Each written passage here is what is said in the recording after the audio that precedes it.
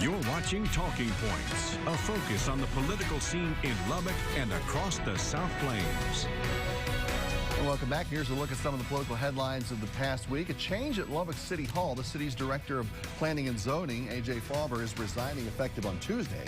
She's accepted a job with a consulting firm that will allow her to do similar work for multiple cities. Good for her. Fauber's been the city's planning director since June of 2018. Workers with Lubbock Power and Light are beginning their long slog through the city, starting the process of changing your current water meter to a so-called smart meter. About 500 or so have gone in already, but crews have a long way to go. There's 90,000 of these meters to switch out across the city. They'll take about a year to finish. They'll knock on the door to tell you what they're doing first. If you're not home, they'll switch the meter out and leave you a notice. And we love a good bipartisan effort around here. Here's a big one in Washington. Texas Republican Senator John Cornyn and Texas Democratic Congressman Henry Cuellar working together on an immigration plan for the southern border. They call it the Humane Act. Cornyn says lawmakers need to put politics aside and deal with the dire realities of the southern border. This humanitarian crisis at the border is personal for us. It has now gone from a humanitarian and security crisis to a full-blown system failure. We really are on the brink of collapse. Something that we hope is somewhere in the middle that's practical to try to get the work done. Due process is protected. People can ask for asylum. The only thing is we want their day in court faster. Yeah, the Humane Act would speed up the process of determining who can stay in the U.S. and who must go home. It would pay for more immigration judges and provide money to make sure that migrant families can stay together while they await their immigration hearings. The Trump administration is cracking down on countries that import oil from Iran. New policy that's now being enforced means the U.S. will no longer exempt any countries from sanctions if they buy Iranian oil. KMAX Anna Warnicki reports on what it means for us at the gas pump. We've already seen really expensive gas prices in the past few weeks. Jeanette Castellano with AAA says the price at the pump is about to get even more expensive in the coming days and the coming weeks. Now, how long that's going to last and how high they will go is going to be dependent on crude oil prices. Castellano says oil prices rose 3% Monday morning. She says a direct response to the Trump administration's announcement that the U.S. plans to slap sanctions on any country that imports Iranian oil. Crude oil prices are going to be impacted and rise, and when that happens, you're going to pay more at the pump. Secretary of State Mike Pompeo says the U.S. is working with the Kingdom of Saudi Arabia and the United Arab Emirates to increase oil production and ease the pain. I can confirm that each of those suppliers are working directly with Iran's former customers to make the transition away from Iranian crude less disruptive. You're going to see the price go up and down depending on what day it is. Brian Hook with the State Department says he predicts prices will fluctuate as countries start looking away from Iran for oil, which he says is good news for oil suppliers here at home. Our own government is predicting supply will exceed demand in 2019. And so we think it'll be good for both producers and consumers. In Washington, I'm Anna Warnicki. All right, Anna, thank you so much. Let's spend 5 good minutes with Texas Railroad Commissioner Ryan Sitton is here. Good to see you again. It's great to be back. Thanks for having me. Hey, how closely do you and others around the Texas oil and gas industry watch Middle Eastern policy that we were talking about here? Does it matter anymore, especially with what's happening in the Permian Basin these days? It absolutely matters. In fact, I spend a lot of time watching it because when you think about regulating oil and gas in the state of Texas, if you don't understand what might happen to markets, you might be a little out of touch. If the price of oil is about to tank or about to spike, if new construction projects are going to pop up or going to get diminished, we need to know that, and the market drives that, so I watch it a lot. You know, we've been talking a lot here on the show about resetting the trade deals around the world from a farm perspective mostly, but are we ready to export oil and gas directly out of Texas the way we should be? Because that seems to be where everything's kind of headed now, right? Well, we are absolutely ready philosophically. We are not ready from an infrastructure perspective. Right now, the state of Texas produces almost 5 million barrels of crude oil a day, 25 billion cubic feet of gas per day.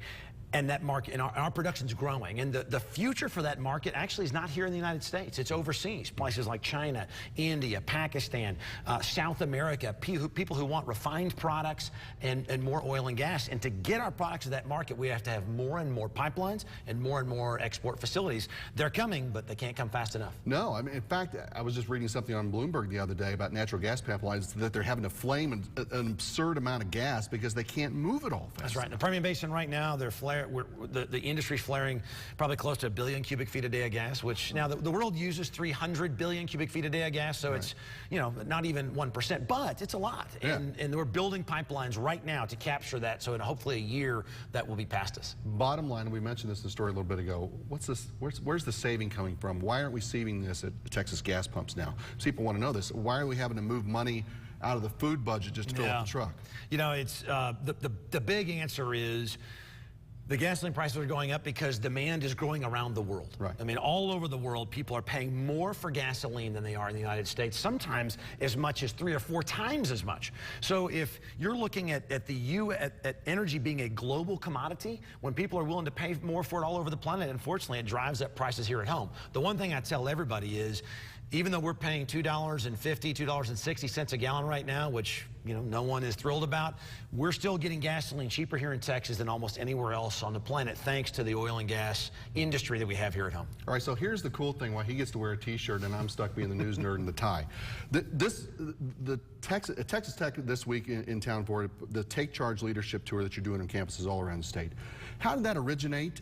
And it's not even oil and gas or political talk. Nothing to do with it. You know, it's funny, Brian, before I was in elected office, I was blessed to be a successful entrepreneur.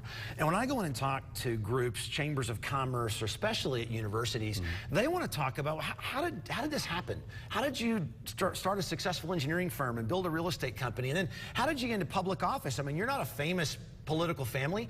And so we start talking about leadership and perseverance and communication and focus and vision.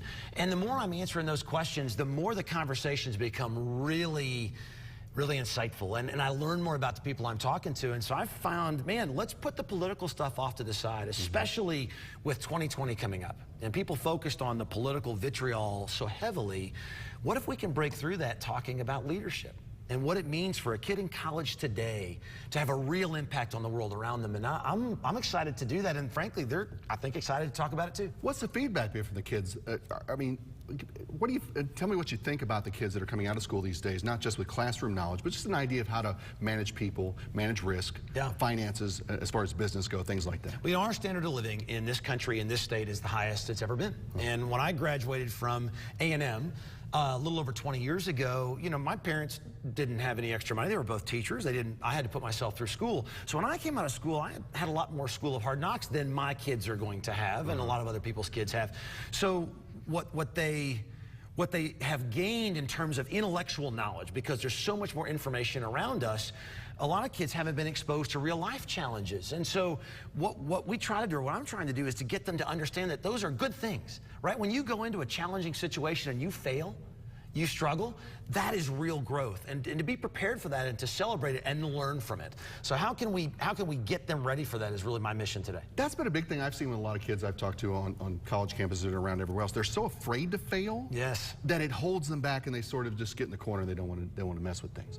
So specifically, what do you say to kids about that? I say, look, unfortunately, I think that, Brian, that's you and I as parents, right? We are afraid to have our kids fail. We want to take care of them, especially our wives too. We're nurturing these kids.